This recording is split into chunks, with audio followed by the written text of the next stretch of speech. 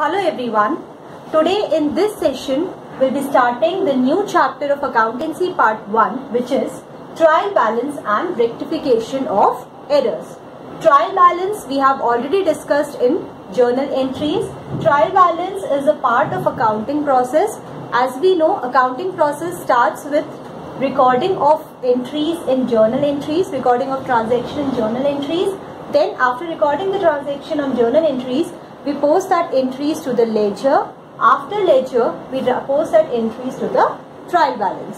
So trial balance basically summarizes all the business transaction or all the accounting information.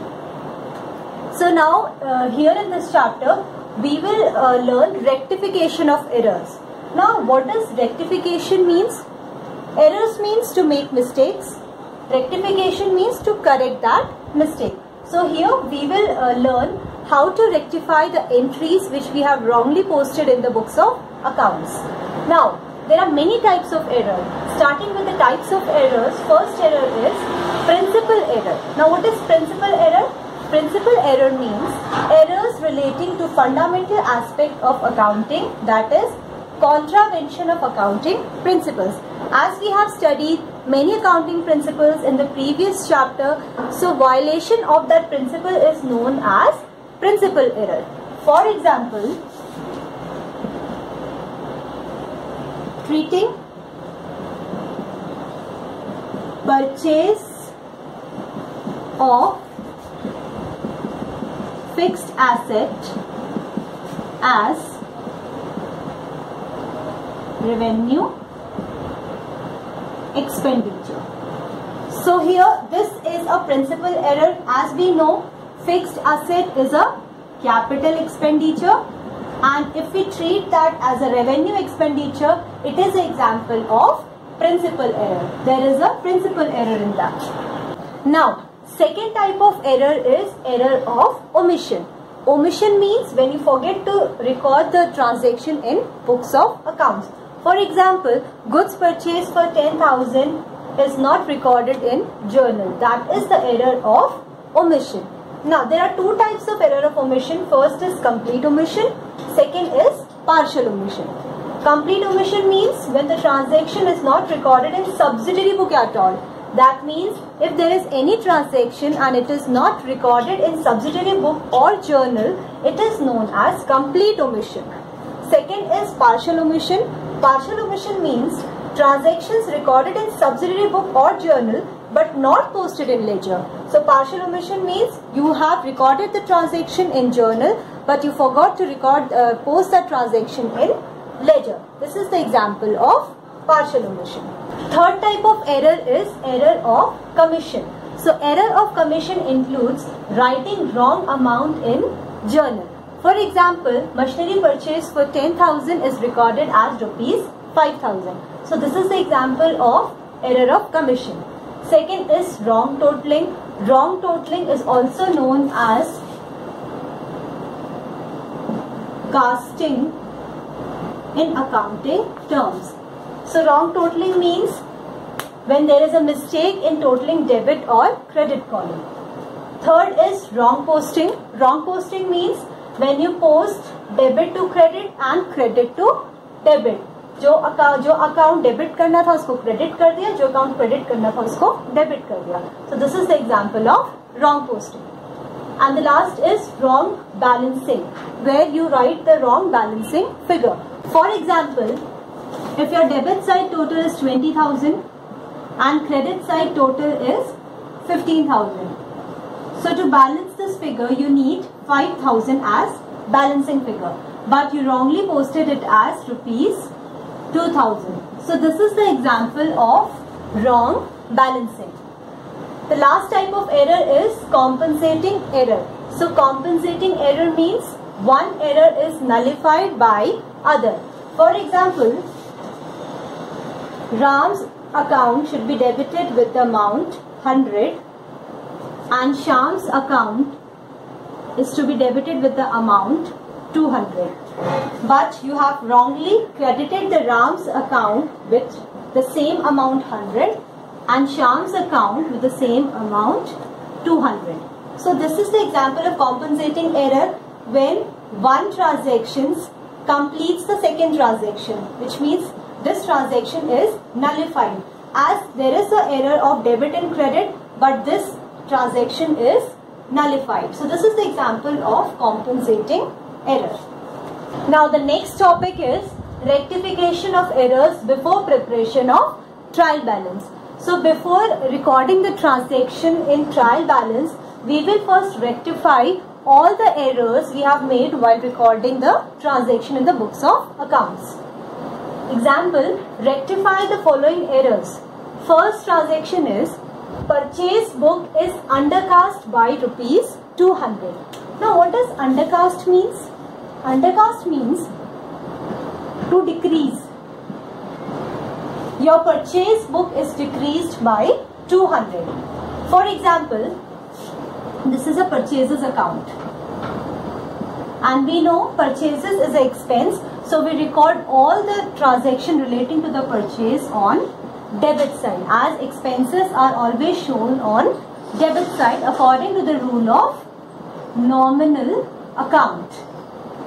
So for example, the total of purchase account is 10,200, but you have recorded only 10,000 on purchases account. So to balance this figure, we will write 200 as rectifying entry. So here we will write two purchases book undercast. We are writing 2 here because 2 is always written on debit side. So two purchases book undercast amount is rupees 200. Now next transaction is sales book is undercast by 500. Again in this transaction, sales book is decreasing by the amount 500. So as we know, sales account is treated as income. According to the nominal account rule, income is always recorded on credit side. For example, the total amount of sale is rupees 10,500 and we have only recorded the amount 10,000. It is important to note that we will write this amount on credit side because sale is treated as income. So for suppose we have written by sales 10,000, but the amount should be 500. That means this account is decreasing by the amount 500. So we will record this amount on credit side only to balance this amount. So this will be a rectifying entry. So we will write here by sales book undercast rupees 500. Now third transaction is purchases book is overcast by 400.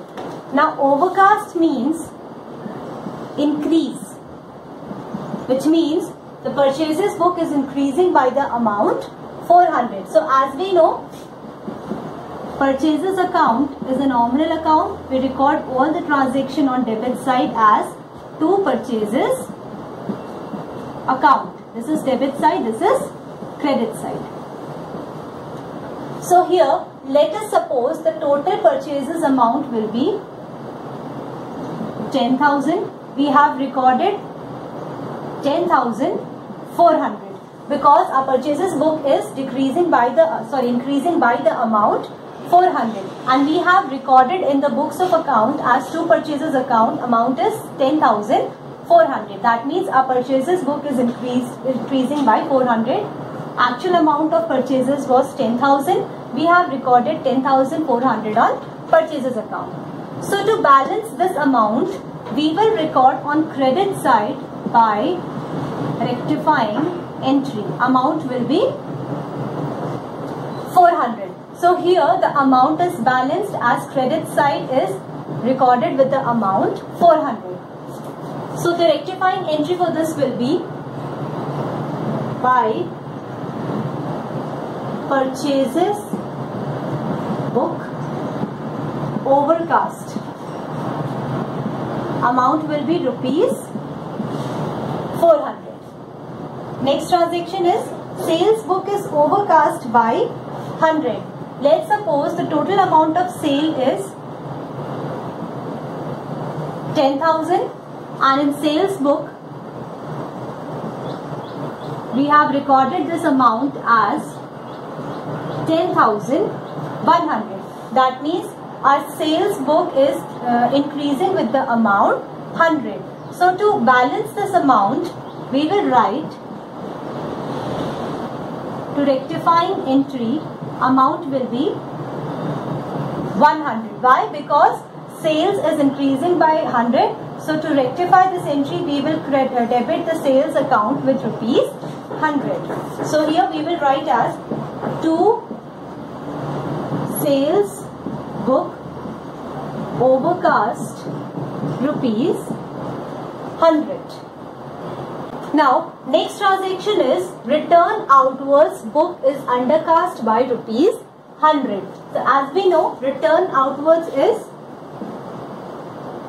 purchases return, and purchases return is always treated as income.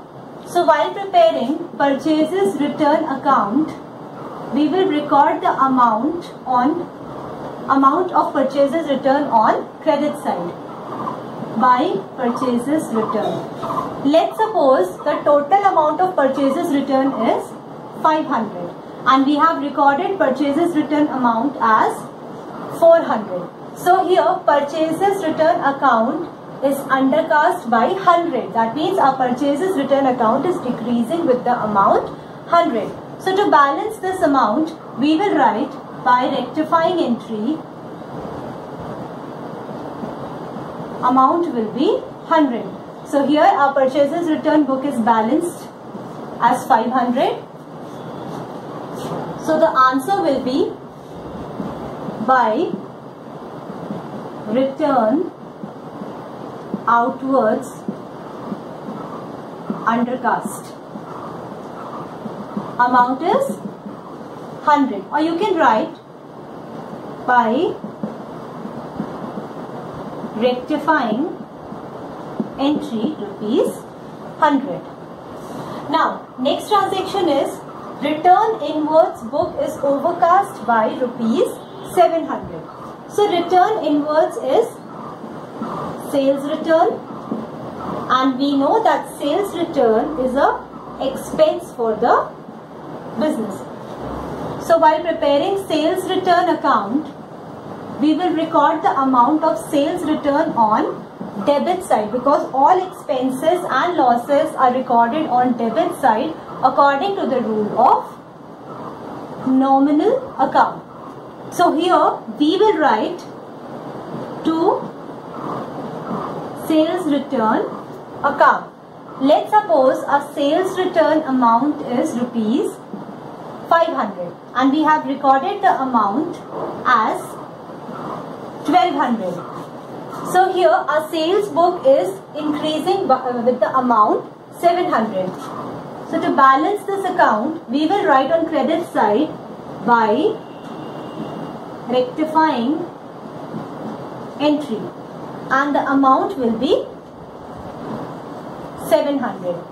So here our net effect will be 1200 minus 700, which is 500. That means we will write sales return amount on credit side. So the answer will be by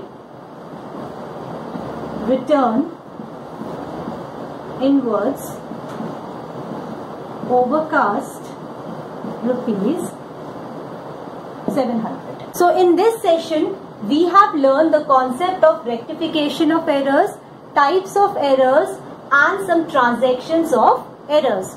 In the next video we will discuss some more errors. That's all for today. Thank you.